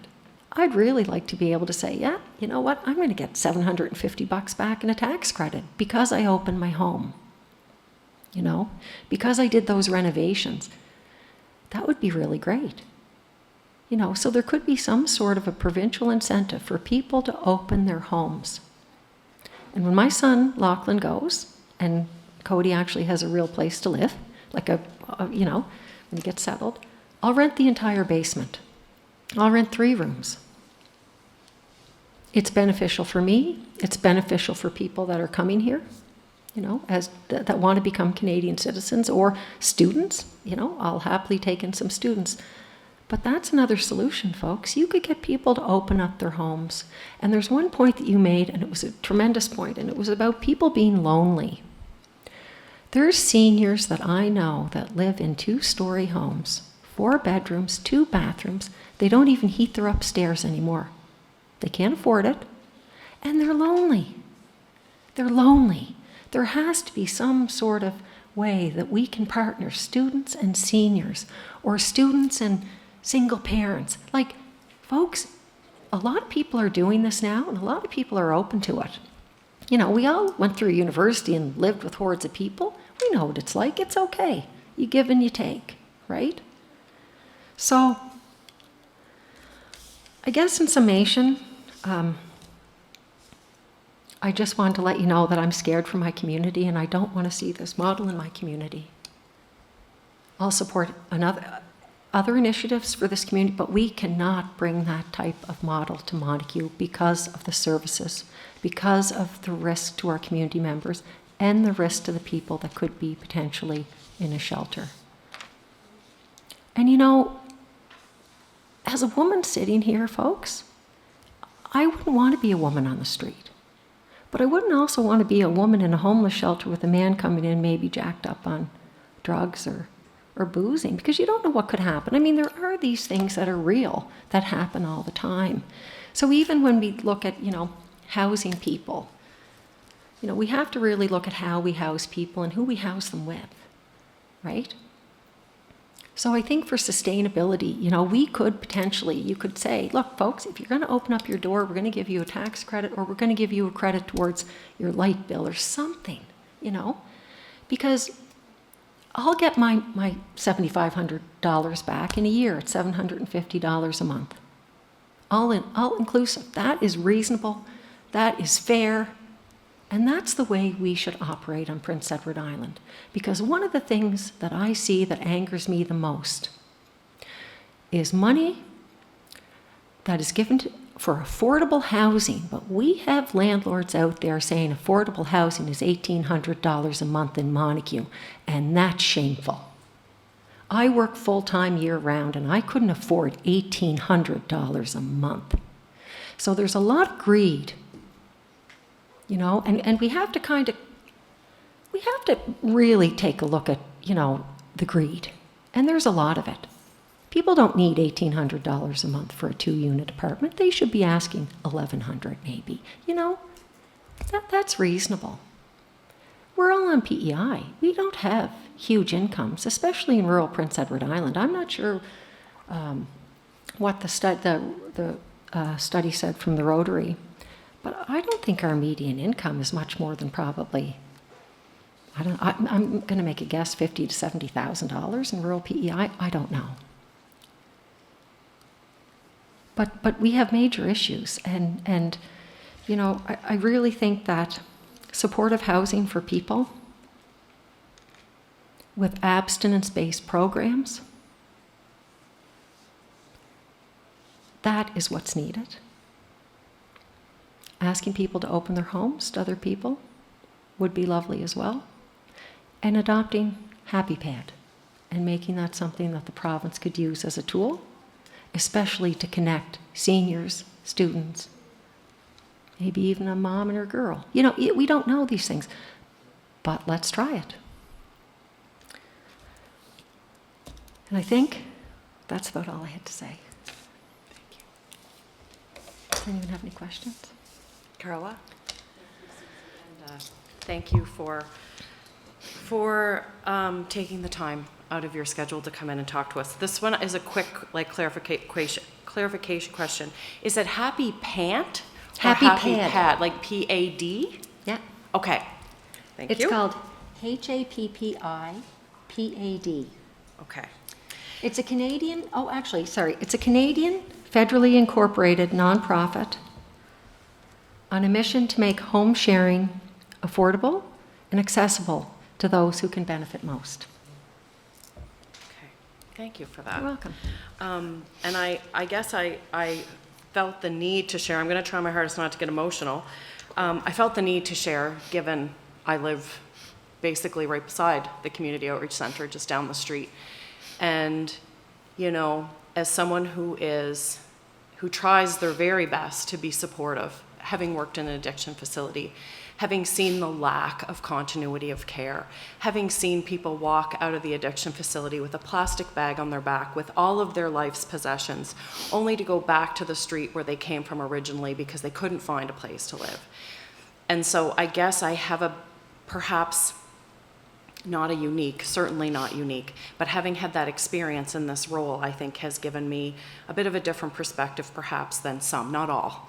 And so, of course, very supportive of services that offer wraparound supports that are going to help people with housing.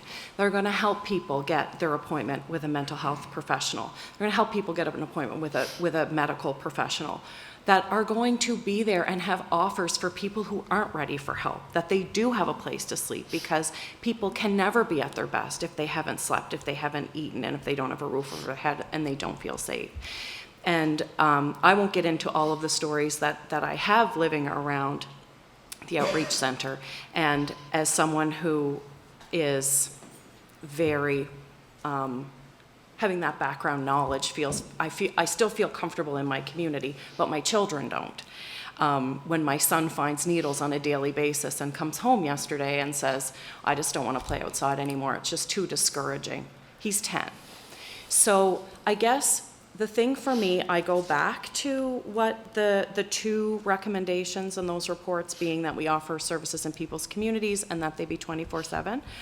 I don't know if this is going to turn into a question or not, but just to kind of, I guess, food for thought is that if we were offering the services in the community where people already were, you know, the people that are experiencing homelessness in Montague are in the community now.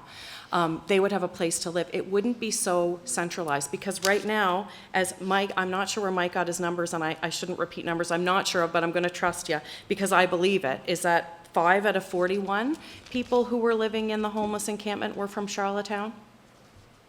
5 of them were actually clients, not mine. Okay, sorry. I'd love to know the numbers, because I know that many of the people who are accessing services are not for Charlottetown. And, you know, we built it and they're coming. It was by design. What else did we expect?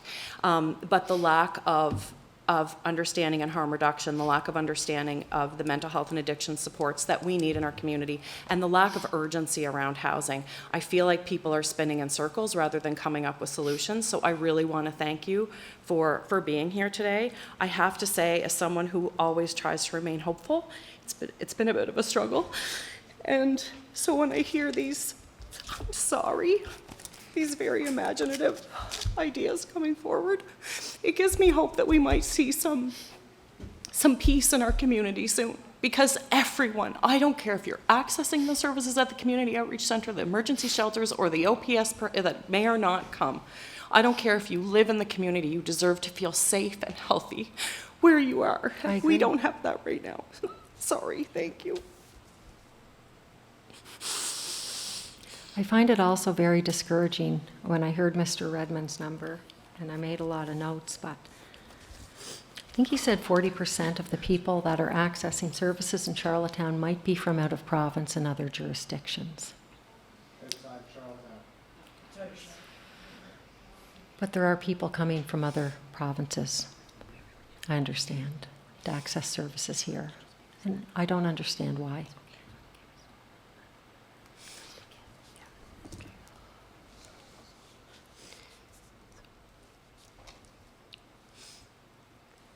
I've already spoken to my MLA about this, so he knows my concerns. Do you have any questions? Thank you, Janice. Thank you. So just a housekeeping rule. Unfortunately, we can't have people show from the audience because you're not on record. So you have to be able to say your name so that we can put you in the transcript. So I think our last presenter this evening is Norma Dingwell, so I'd like to invite her up.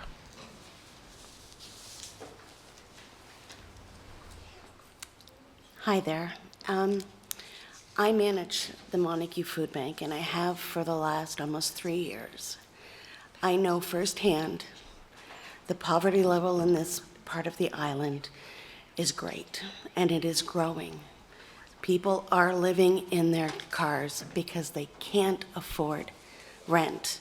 It's not that they're not working. It's they can't afford rent, lights, food, their phone, everything. So one solution I think would be beneficial, and touched on it, is that you have people that are living, like one person living in a 2 or 3 bedroom government subsidized place. If we had an apartment building that was just for 1 to 2 people, like a 1 bedroom, I think that would alleviate some of the homelessness that we're seeing. Put the families in the 2 and the 3 bedroom apartment buildings.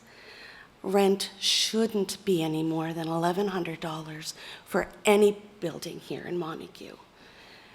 If you're going to do, what is it called? Just a 1 bedroom apartment for 1 person or a couple, that should be like $700. It shouldn't be any more than that because it's only 1 bedroom, a bathroom, and a kitchen. So that, I think, is one thing that we should really look into, is an apartment building for just 1 to 2 people, and let the other apartment buildings have the families. I am an advocate for a homeless shelter only because we don't have basic income guarantee. If we had basic income, then I think everybody would be able to afford a roof over their head, and we wouldn't need shelters. They would have their own homes, their own bathrooms, their own place to cook their meals. If you come to the food bank and you don't have a home, we can't give you much food because all the food that we have, you need a microwave or a stove. So honestly, I do think a building that just can house 1 to 2 people, I think that's a really good place to start. Thank you. I'll open the floor for questions. Gord? And speaking today, and thanks for the work that you do. It's so important. Can you just talk about the food bank and what you've seen and any trends that you've seen lately? We're hearing a lot about how how inflation is stifling communities and how people are really struggling, and it's changing the needs in their communities, and it's kind of, I think the community is the kind of, maybe it hits hardest. Poverty hits hardest when people are on the margins of that, and you would see it maybe more than most. So could you just talk to the committee about what you're seeing and any trends there? So the food bank is open every Thursday morning from 9 to 11:30. So this was the first Thursday of the month.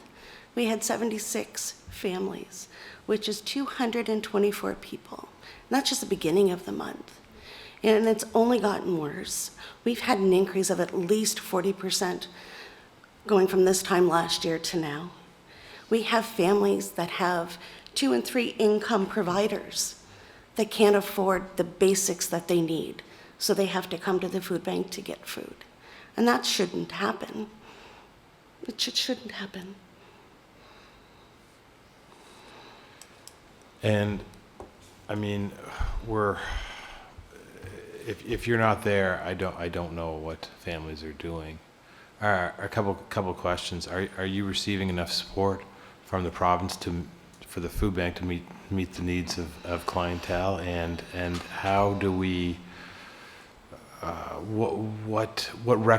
Is there any other recommendations from your side of the things that this committee needs to look at for our report? We don't get government funding, whether it's provincial or federal. We solely rely on the generosity of our communities. And we live in a very, very generous community. Montague and surrounding areas, we come together when we need to. I mean, we've got people dropping off turkeys already for Christmas because they know that it's going to be hard for a lot of people. We did 309 families last year for Christmas. We're gearing up for like 350 now, just because we have every week more and more people signing up because they just can't make ends meet. I guess that's something that will stay with me, and I'll push and maybe maybe remember that come recommendation time, because I know other food banks receive different funding. There were some that got funding through COVID. There were some that get funding through. Oh, yeah. No, I'm sorry. We Yeah. did get funding through COVID, absolutely. But nothing, if it's not a special Yeah. event, then we don't. Yeah, and I mean, that was the need. It's only grown since then. So I Yes. mean, we were filling a gap, but we're not filling the gap. We're not filling the need right now. So I'll remember that. Thank you, Norma.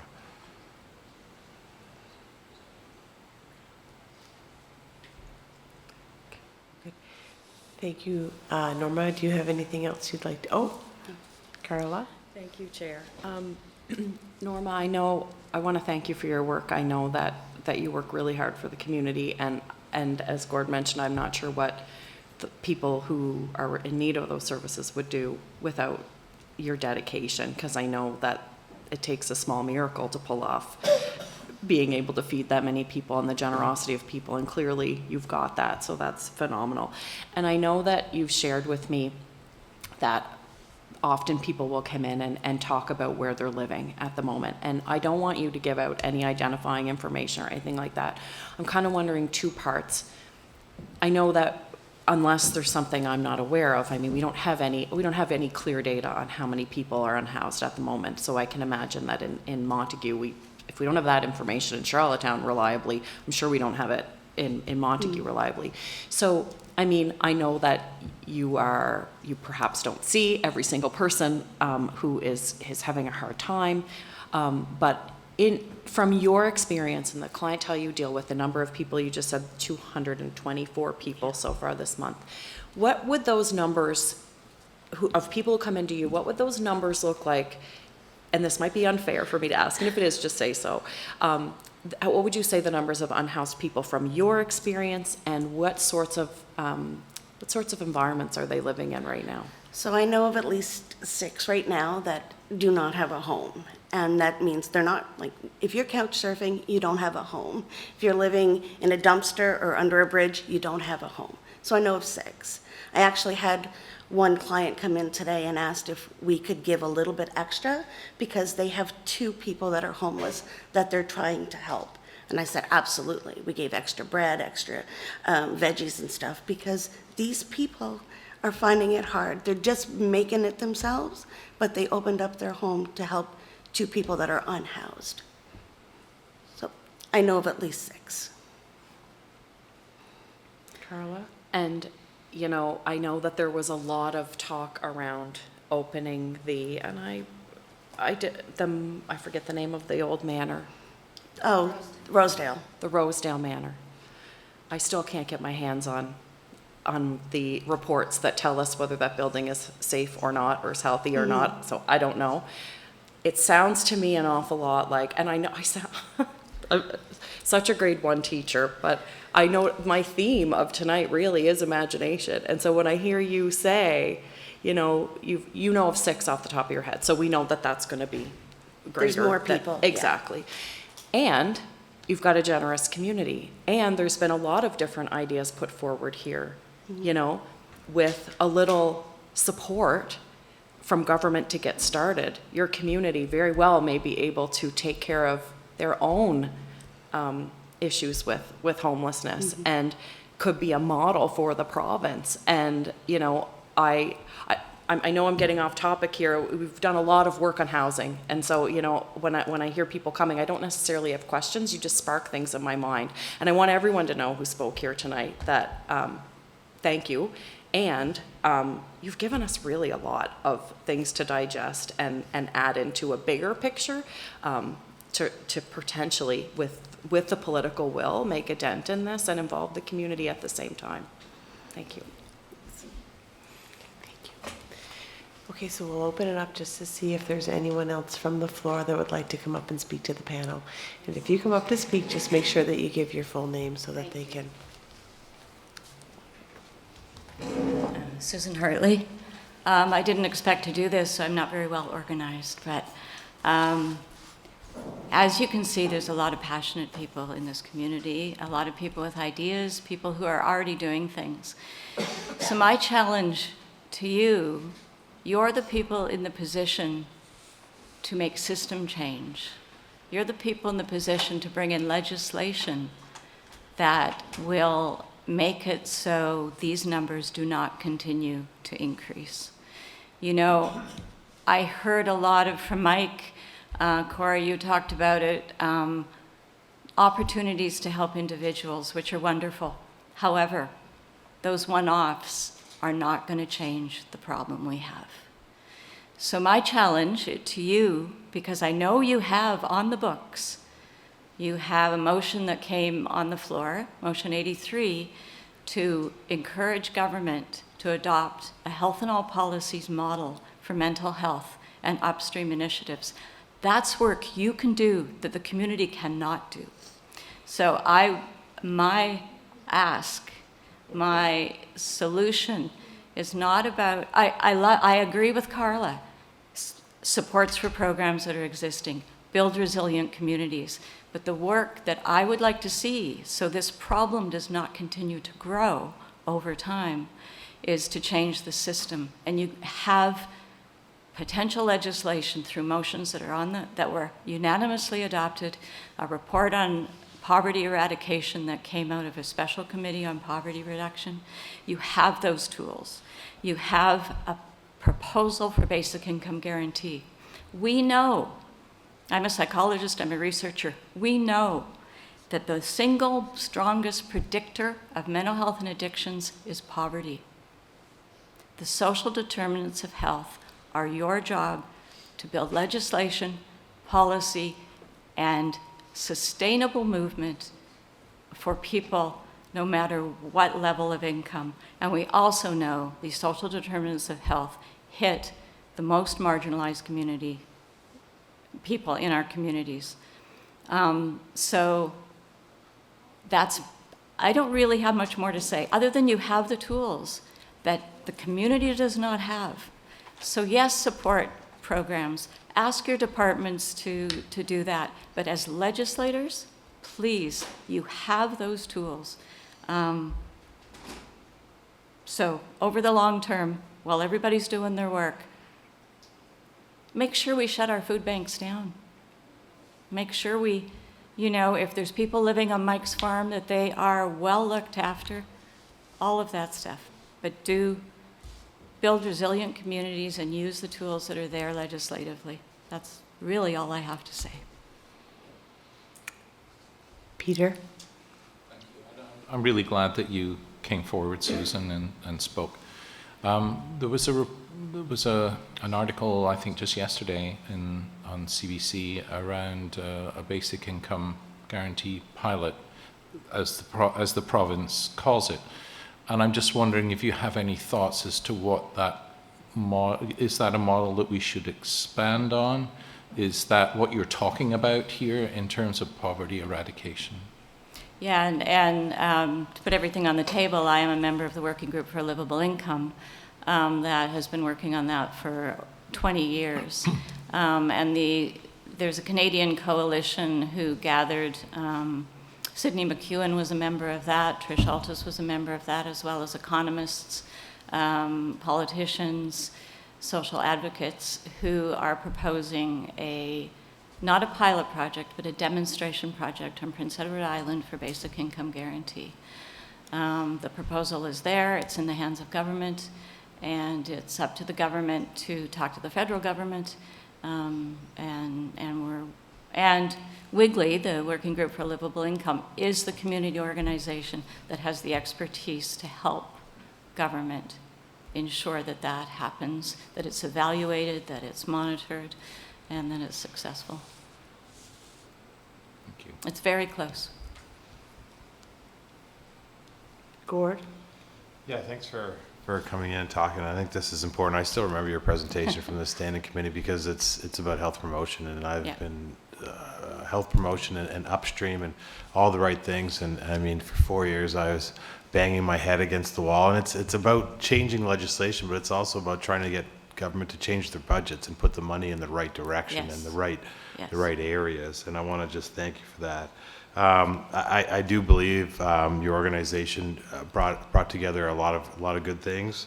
But I kind of just want to ask you about the correlation between when we talk about mental health and the unhoused community. We can change legislation, but if in this community, do people have access to enough mental health supports in the Three Rivers in the Kings County area? Do we have enough? And if we don't, how can we look at upstreaming things to help the community in a timely manner? Thank you for that question, because you have to absolutely look after the acute needs. And that's the here and now, and that's the community. And no, we don't have enough mental health services. I'm a mental health provider.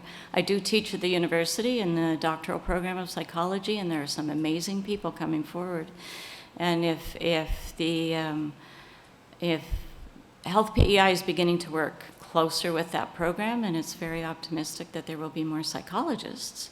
But that's not all our mental health services, right? And again, upstream, if we had fully regulated active midwives in our community, we would be preventing mental health problems with our children. It's as simple as that. And that could happen very quickly. And then the demand on the mental health services would be less. But no, we don't have enough mental health services. And rural PEI especially does not. It's similar to the housing problem, that people have to go to the cities. But even there's not enough services.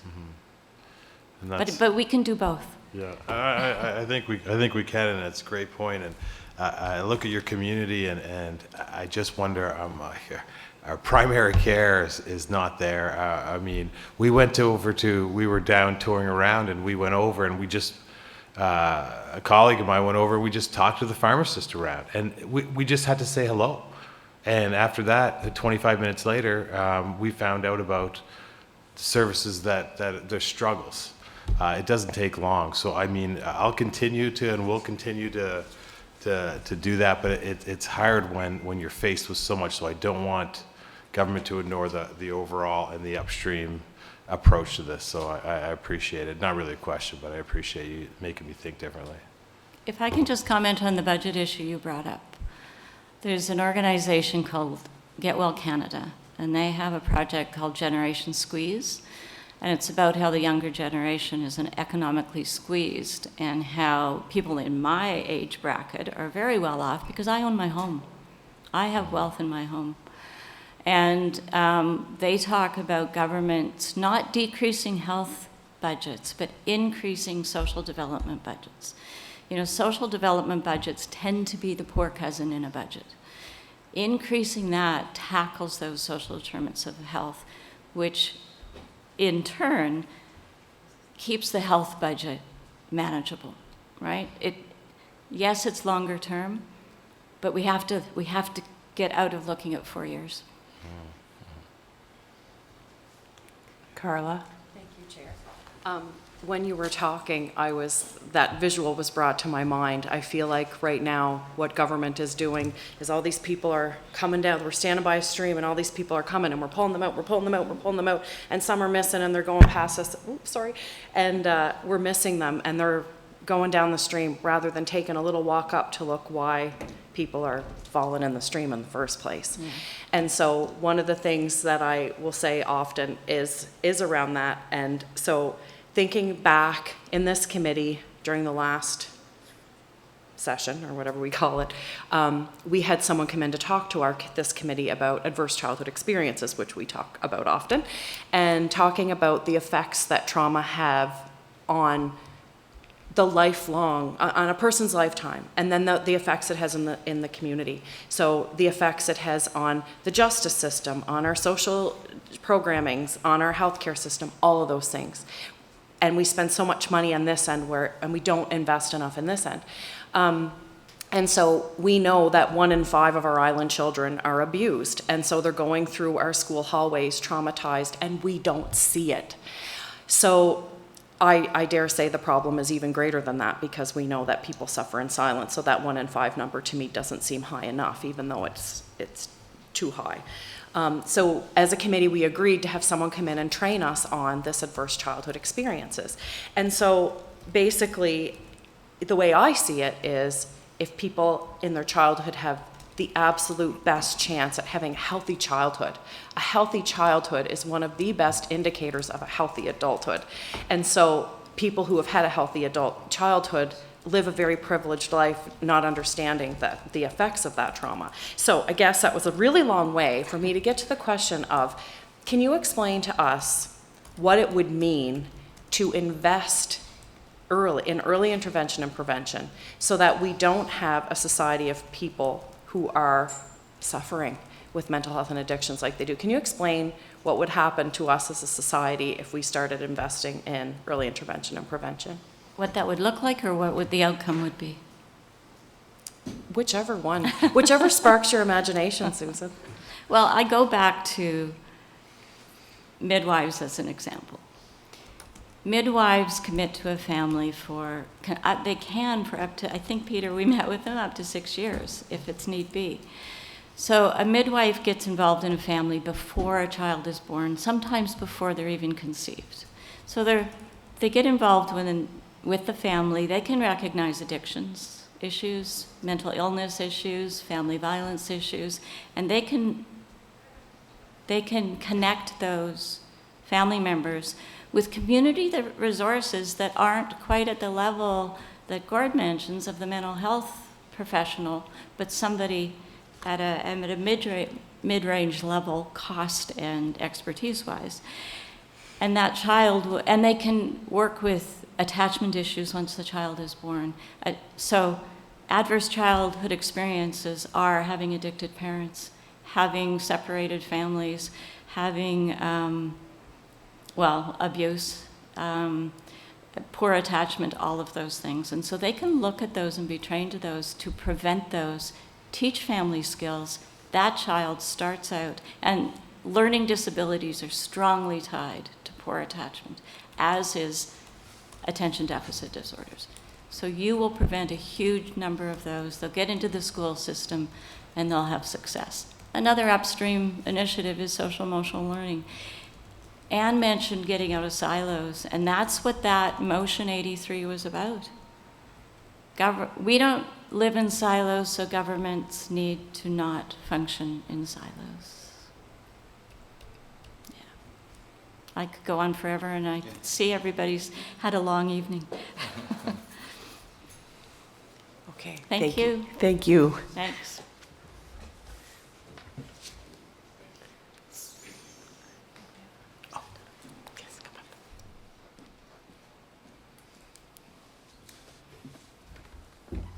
Hello, my name is Heather Gillis. I did not come tonight prepared to speak, but I feel compelled, and I won't take you very, very much of your time. We've heard very heart-wrenching stories tonight, and a lot of it has been about the experiences of individuals and communities. We've heard stories of vulnerability and resilience, and I appreciate that Susan made a great effort to bring the dialogue more upstream. I'd like to take it even further upstream. And if we're talking about unhoused and homelessness, I believe that to be an issue related to housing affordability. And I think I'm not sure what you're hearing from other parts of your consultation, but I'm hoping that somebody is looking at the issue of the financialization of housing. And I'm not prepared to speak to it tonight. I could do a little paper and send it in. But I would encourage the committee to be aware of the concept of housing as a human right and the implications of the movement towards housing as a commodity. And that's a worldwide housing crisis, and I think it's playing out on Prince Edward Island and in Kings County. I don't know the degree to which that's happening, but I'm hearing stories where houses are being bought and are concentrating into the hands of fewer and fewer wealthy people. And houses might the effect of that is that houses are sitting empty and are being owned by people from off-island. So the concentration of wealth and the capital of housing is into fewer and fewer hands. And we would be remiss to think that we can tackle the issue of homelessness if we don't think of the entire continuum all the way up to those systemic issues. So I just want to make sure that that's part of the thinking of this committee as well. It's very important to be thinking about interventions at the individual and community levels, but we'll never make the headway we need to make if we don't do the big stuff at the financialization of housing itself. Thank you, Heather. And Peter? I just really want to thank you, Heather, for coming forward and saying what you just did, because it's such a fundamental part of the problem. Because when housing is both a human right and an investment opportunity, governments have the responsibility to protect and support the more vulnerable community, which is obviously those people who are housing insecure, unhoused, struggling to put a roof over their head, whether they're renting or struggling these days with paying a mortgage. So it is a huge problem, and governments are struggling around the world with that. But one of the advantages we have on Prince Edward Island is the scale and size of our community here. And if we had a courageous government willing to come forward with hard pieces of legislation to protect people here on Prince Edward Island from the financialization, we could make a huge difference. That has not happened yet, but I'm not without hope. So I really appreciate you coming forward and bringing this critical element to light, because we haven't talked about it yet. So thank you. Gord? Yeah, thank you so much. You bring some really good points, and you mentioned. I just want to ask you your opinion on. I mean, you don't have to be an expert, but when the last election, as you're going around and you're going to each house, I noticed so many empty houses in my area. It's unbelievable. Are you noticing that in the places that you live? You just see this and you think it's just in my area, but are you? Yeah.